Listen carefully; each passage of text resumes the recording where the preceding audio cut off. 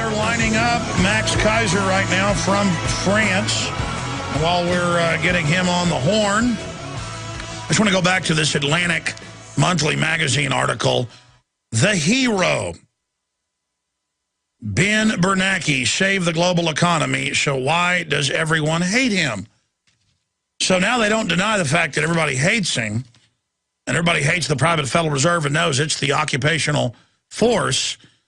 But now we've got to be told that he's our savior, when that's a total lie. The villain. The left hates him, the right hates him even more. But Ben Bernanke saved the economy and has navigated masterfully through the most trying times. The globalist maneuvered us and bragged. The Economist brags, ooh, Goldman Sachs has conquered Europe without a shot being fired. What Napoleon and Hitler couldn't do. Oh, Financial Times of London. I mean, their memos are public. It's all a big joke. MF Global head, John Corzine, former head of Goldman Sachs, ripping people off. They're the ones devaluing the currency. They're the ones that created the derivatives. They're the ones that called all the shots and got rid of Glass-Steagall. All of them. These guys are bigger crooks than Bernie Madoff, and Ken Lay. Carbon taxes, all of it. This guy's recommending tax increases and austerity to put the economy into a cardiac arrest so they can buy it all up. And Max Keiser told us a year before the Iceland implosion that he was at the bar there in Reykjavik and the bankers were bragging to him because he's a former big shot stockbroker, TV host. They know who he is. Traded and worked with George Soros' son. A few months ago, he's in Greece. I don't know, 6 months ago now. Walks into the hotel. I went and looked it up later. Steve Jobs was actually blogging for, not Steve Jobs, Forbes. Steve Forbes was actually blogging for Forbes, bragging about how great it was to buy up everything. Well, Max Keiser walks into him, and he's like, Max, it's wonderful. We're imploding their economy and buying everything up. And then selling the public that the global corporations and the global banks are loaning money to Greece, and that Greece was bad. Greece had Goldman Sachs operatives, their president and others, sign them on to debt that wasn't theirs. The derivatives, the too big to fail. Now they're sending the very minions of the same banking structure in to be the presidents and prime ministers in Italy and in Greece. And they tried it in Iceland. The Icelanders said no. And then it turned out, surprise, surprise, 90+% of the debt they were being told was theirs, they had to pay for, wasn't even their debt. The British news was calling the Icelanders terrorists and saying Icelanders won't be allowed to fly to England if their government doesn't pay us the money they owe our banks. Turned out those banks criminally had hijacked Iceland. This is all on record, but the corporate whore media instead tells us that there are heroes. They went in and threatened martial law. This is on record. If Congress didn't give them a blank check in the banker bailout that was really a banker coup d'etat, which is French for coup d'etat. It's an attempt at a joke there from one of my favorite children's movies, Hop. I like Carlos, man. He's a good villain. Anyways, the point is that this is so insane. And now they want a global minimum tax. We're going to play that coming up here in just a little while. Joe Biden's called for this global tax. But I have an article here from the supposed left, from Mother Jones attacking yours truly, the rights Obama martial law fail. And it goes on to say he isn't doing anything scary. There's no NDAA. There's no torture. There's no taking executive orders for nuclear war and saying for any civil or economic emergency they can arrest everybody. I mean, that's what it says, but, they had it on the books before. Yeah, he's just expanding it. There's no TSA sticking their hands down your pants. Alex Jones is a bad man. And Bernanke's a hero. Okay, Max Keiser, you've exposed him as the world's greatest terrorist. What do you think of the Atlantic telling us that Ben Bernanke is a hero, and Goldman Sachs and Rahm Emanuel, that's also in there, are heroes? The whole thing is, this guy gave birth to the planet. Did you know the sun comes out in the morning, Max Keiser, because of them? Hey, Alex. Thanks for having me on. Yeah, well, I get into the machinations, I like to look at the actual banking crimes as they are being committed. Because when I was working on Wall Street, I was engaged in many of these tactics myself. So it's always fun to see how they're doing it these days. And my sources are very good. You know, last time I was on your show, I described a conversation between Jamie Dimon and John Corzine where Dimon threatened to kill Corzine. And everything that's come out since then, now the blanks have been filled in. So I've got pretty much the whole picture. And you were proven correct. It was wired to London. He did know. He did order it. We have the head of the CME group saying he perjured himself. Now the memos are public. Of course, the CEO who ordered the bet stole the money. And that's like you catch a fox with a chicken in its mouth, and it tells you with blood dripping out, I didn't eat the chicken. I mean, it is off the chart ridiculous. What does all this signify? Yeah, give us the rest of the story of why he looted the private accounts, where it's all going, and will he get in trouble, or will he be given some prize by the FBI for being a good citizen? Yeah, well I think the way the story is being portrayed right now, they don't really have it correct. I mean, the story really is J.P. Morgan or Jamie Dimon attacking MF Global. And this comes out of the whole recent era of the too big to fail banks getting even bigger. You know, as a result of the 2008 crash, you have Bank of America bought Countrywide and Merrill Lynch. Wells Fargo bought Wachovia. J.P. Morgan bought Bear Stearns. And let me stop you, Max, because I want to be able to hear you. Are you building a barn or something? Because it sounds like you're sawing and stuff. Oh, really? Is that any better now? It just sounds like you're banging on things. Yes, sir, you've got the floor. Just don't... I might be banging. Okay, how's this sound better? There's that. So they got these too big to fail banks are getting even bigger. And as a result, they've become very predatory. So J.P. Morgan sees over at MF Global on their books, they have this huge leveraged Eurobond position. Now, you have to also remember that J.P. Morgan, the MF Global is a client of J.P. Morgan. J.P. Morgan is their clearing bank, their custodian bank, their creditor. You could almost say that MF Global is a subsidiary of J.P. Morgan. So they know, J.P. Morgan knows everything going on at MF Global. They know their balance sheet, they know their position. So when the timing was right, J.P. Morgan tells MF Global that we need $175 million margin call. We need $175 million. And of course, they know that they don't have that money. Corzine says, look, we don't have the money. And it was at that time that the famous conversation went down where Jamie Dimon essentially threatens to have him killed. You know, like John Perkins talks about the economic hitman. He'd go into the Pentagon, meet with generals. If he couldn't get people to take the money and the sex, they sent in hitmen. Right. So Corzine says we don't have it. There's a threat to kill him. And then soon thereafter, what we now know from testimony is that Corzine goes into the customer accounts.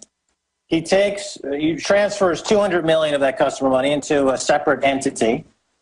He then calls up J.P. Morgan and says, look, I got the $175 million. I'm going to send that over to you guys. Notice it's not $200 million because that would be too obvious. He uses a slightly different number, this $175 million versus $200 million.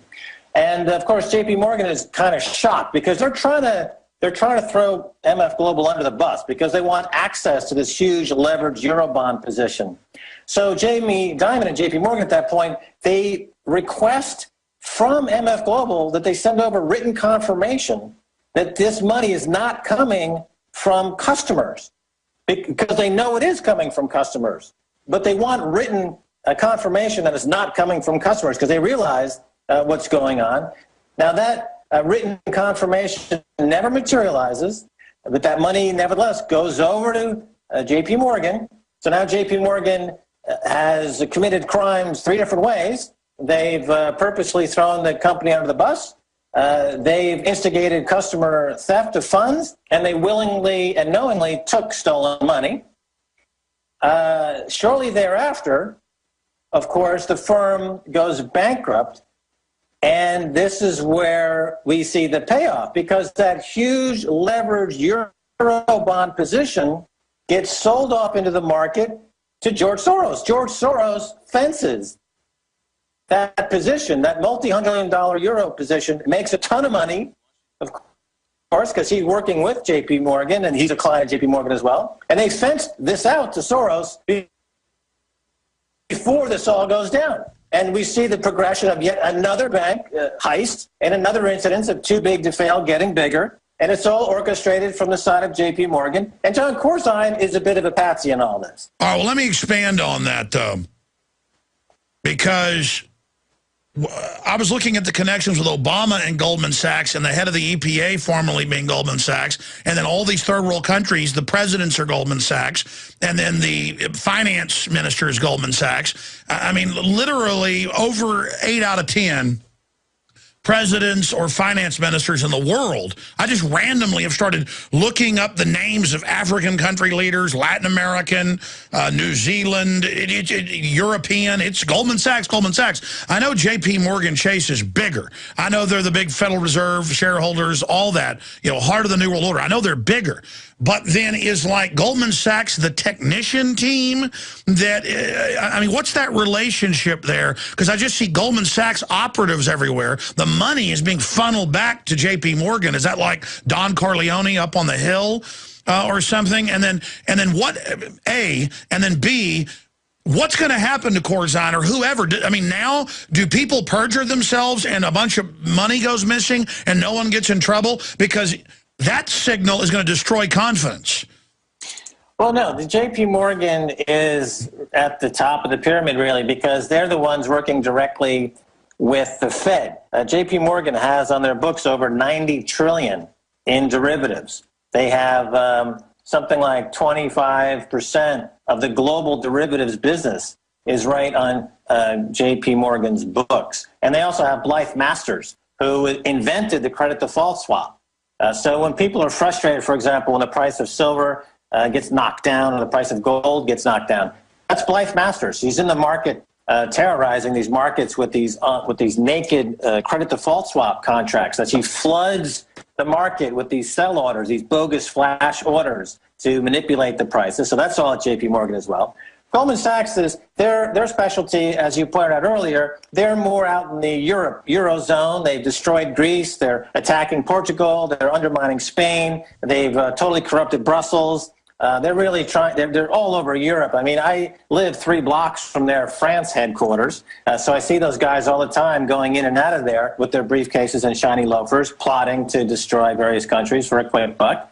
But mostly it's J.P. Morgan and Jamie Dimon, who's, of course, whispered to be the next Treasury Secretary after Timothy Geithner. I guess they would have to do some kind of huge flash crash first to create a huge crisis to slip that smelly, putrid appointment under the noses of the people. But which I expect that coming, by the way. We are on the cusp of another huge downdraft based on the growing instability of these markets due to the fact that all that happened in the last 36 months is that the central banks added $15 to $20 trillion of bad debt to their books. They can't service that debt. The economies aren't growing enough to service the debt. So there's going to be, we're definitely on course to what we've been saying on your show now for 2 years, of some kind of global devaluation. You mentioned earlier a global tax mentioned by Joe Biden. We've talked about this many times on your show. The reason there's an income tax in America is to pay the interest on the debt for the Federal Reserve Bank. When you create a global reserve bank, like they are in the process of doing, to roll up all these bad debts into special drawing rights or some new global currency, they will have to create a global tax to pay the interest on this new debt. That's the plan.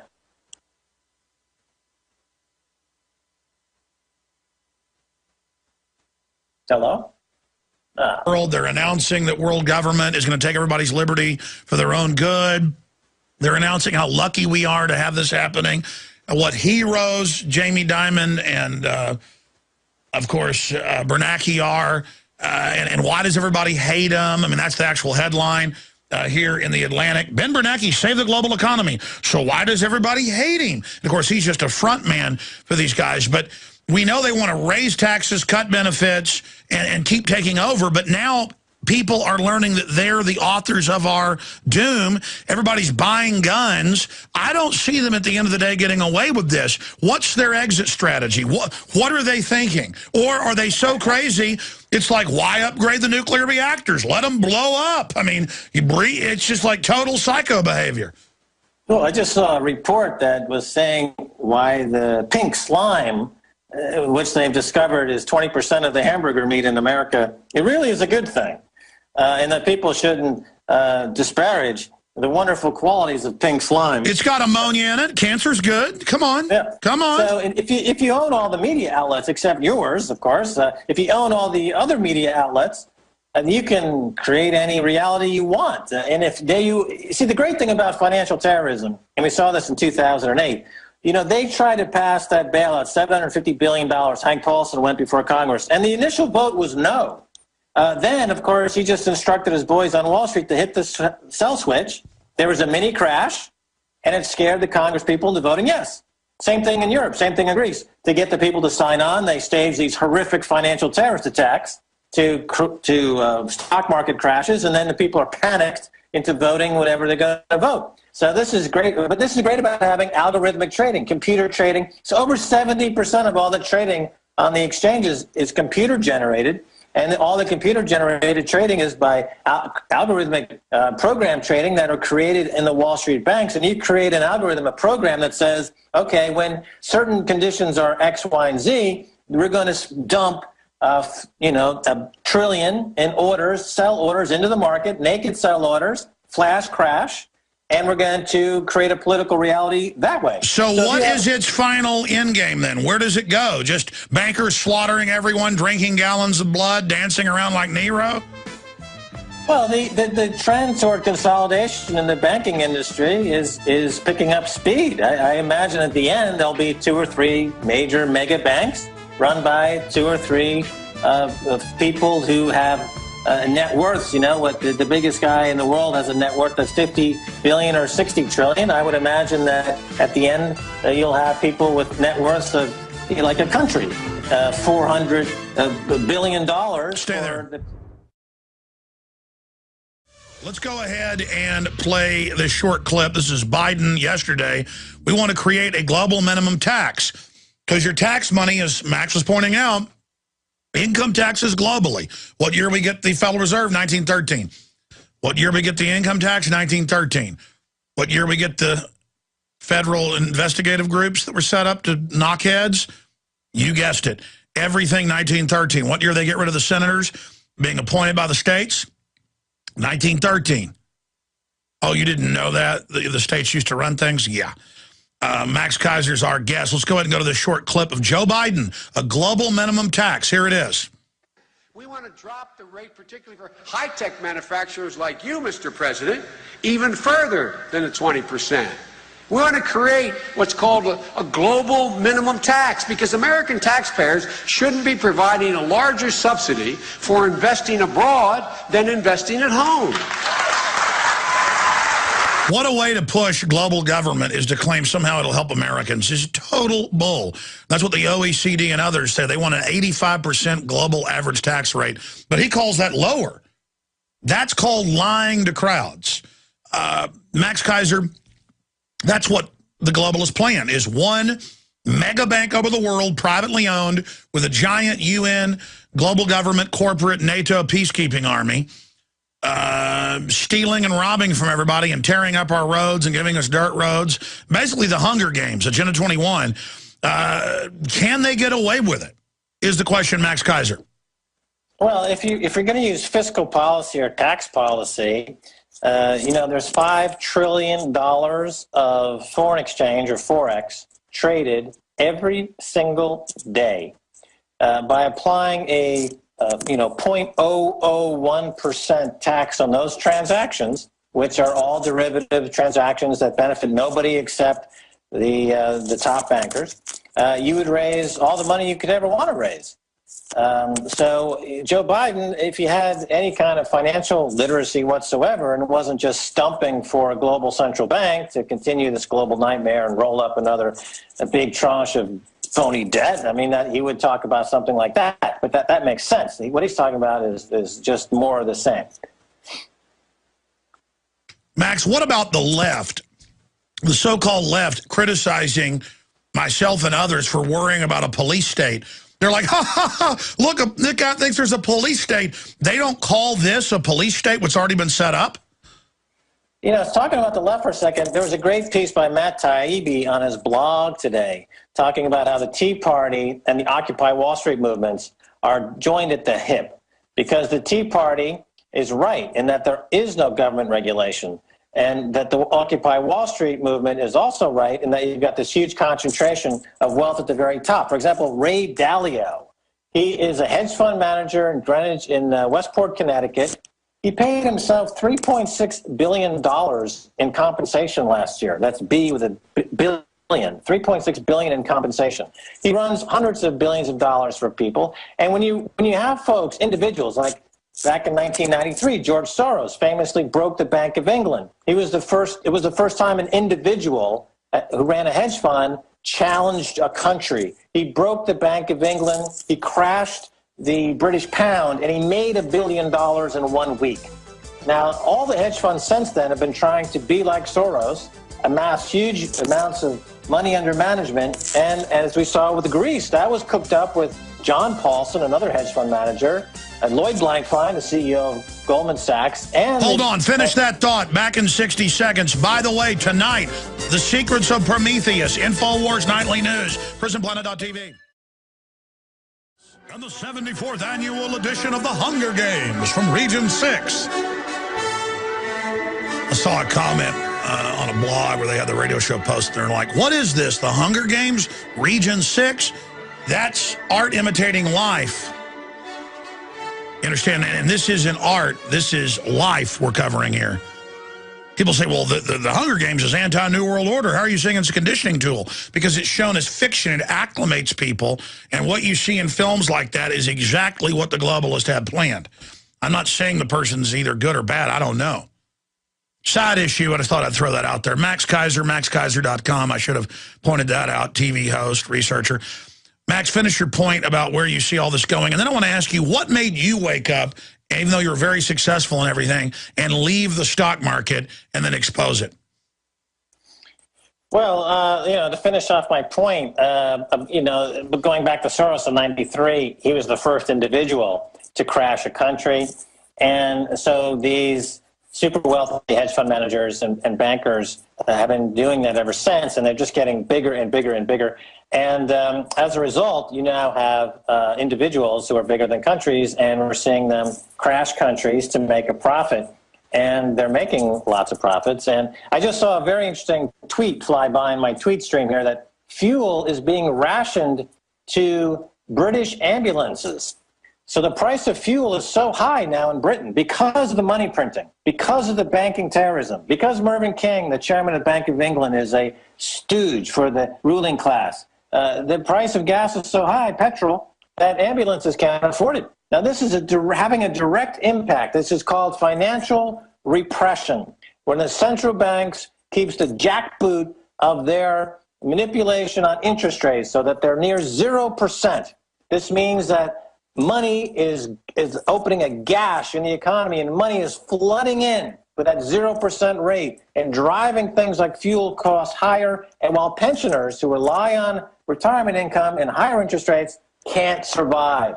And this is all done in the name of liquidity and helping the economy, but it only helps the speculators. It only helps the top banking class, and it's causing this financial repression and huge dislocation, and it's all engineered by design, and it's pitiful. And both the right and the left are beginning to understand this. So when you asked about what do I think about this hit piece of you in a recent left-wing piece, it's unfortunate because there's now so much common ground between all disparate groups. And if you're not a Goldman Sachs partner, you're in trouble. So there's no time, or it's a waste of energy to focus on. Well, exactly. We're seeing open classical police state corruption And I'm just saying, hey, let's get our freedom back. And I've got the right wing and the left wing. I forgot a bunch of other publications on the right attacked me over saying Obama is power grabbing now and using the military domestically. Because establishment right wing, they love that. They loved it when Bush did it. They're a bunch of establishment types claiming they're left wing or right wing. They're not even in the left-right paradigm. They're in the establishment's paradigm. And as you pointed out, Goldman Sachs is going to betray them. Right. If you go amongst the top of the top, you know, they hate each other because this guy has got $1 billion more than this guy. Exactly. But briefly, why did you get out of it? Briefly. Well, I don't really feel as though I ever have gotten out of it. You know, my point, I feel that gold and silver are going to be incredible winners. No, but you say you did bad things on the stock market. Why did you stop doing that? Oh, well, I went on vacation to Paris back in 1990, and I fell in love with Paris, and I just said, it's not worth it. I'm going to retire, and I retired. And now you expose what was going on. Well, Max Keiser, MaxKeiser.com, thank you so much for the time. Hopefully we can do an hour interview in the near future. People find out more at MaxKeiser.com. Find out more with us at Infowars.com tonight, 7 o'clock. Prometheus. Oh, it's something special. Infowars Nightly News. Thank you, Max. All right, Al. And Bernie Madoff and Ken Lay. Carbon taxes, all of it. This guy's recommending tax increases and austerity to put the economy into a cardiac arrest so they can buy it all up. And Max Keiser told us a year before the Iceland implosion that he was at the bar there in Reykjavik and the bankers were bragging to him because he's a former big shot stockbroker, TV host. They know who he is. You know, traded and worked with George Soros' son. A few months ago, he's in Greece. I don't know, 6 months ago now. Walks into the hotel. The Economist brags, ooh, Goldman Sachs has conquered Europe without a shot being fired. What Napoleon and Hitler couldn't do. Oh, Financial Times of London. I mean, their memos are public. It's all a big joke. MF Global head, John Corzine, former head of Goldman Sachs, ripping people off. They're the ones devaluing the currency. They're the ones that created the derivatives. They're the ones that called all the shots and got rid of Glass-Steagall. All of them. These guys are bigger crooks.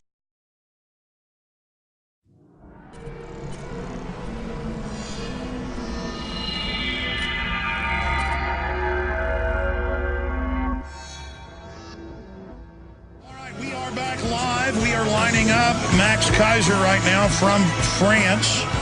While we're getting him on the horn, I just want to go back to this Atlantic Monthly magazine article. The hero, Ben Bernanke, saved the global economy, so why does everyone hate him? So now they don't deny the fact that everybody hates him, and everybody hates the private Federal Reserve and knows it's the occupational force. But now we've got to be told that he's our savior, when that's a total lie. The villain. The left hates him, the right hates him even more. But Ben Bernanke saved the economy and has navigated masterfully through the most trying times.